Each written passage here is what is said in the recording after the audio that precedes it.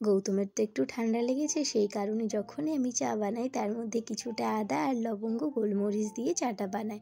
ওই সকাল সন্ধ্যে দুবার করে চা বানাই, তবে দুবারই আমি এরকমভাবে চাটা বানাই যাতে গলাটা একটু ঠিক হয়। আর এরপর আমি আটাটা মাখছি। হঠাৎ আটা মাখতে যাব তখনই বিভান উঠে গেল, তাই ভাবলাম ওকে সামনে রেখেই কাজগুলো করি। এরপর আটাটা মেখে নিয়েছিলাম হচ্ছে কিছুটা ঘি আর একটু সাদা তেল, একটু লবণ দিয়ে। এরপর আমি এটাকে গোল রুটির মতো, তবে রুটিটা কিন্তু এরকম মোটা হবে। এরপর একটা ছুরি দিয়ে ভালো করে কেটে নেব। আমি মোটা মোটা করে কেটেছি, তোমরা চাইলে এটাকে পাতলা করে এবং অন্য শেপও দিতে পারো।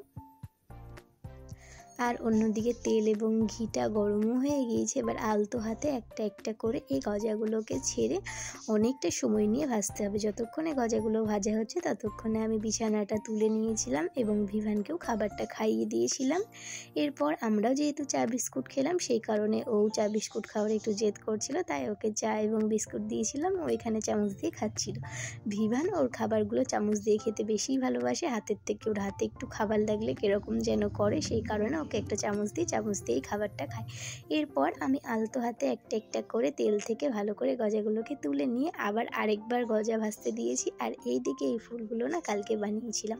ততক্ষণে আমার সব গজাগুলো ভাজা হয়ে গেলে ওই 2 কাপ চিনি আর 1 কাপ জল দিয়ে ভালো করে একটা চিনির শিরা বানিয়ে নিয়েছিলাম। এরপর গজাগুলো দিয়ে ভালো করে নাড়িয়ে চাড়িয়ে নামিয়ে নিলেই তৈরি। আর এটা ঠান্ডা হলে এতটা ক্রিস্পি হয়েছিল যে তোমরা না খেলে জানতেই পারবে না। বাড়িতে একবার বানিয়ে দেখতে পারো।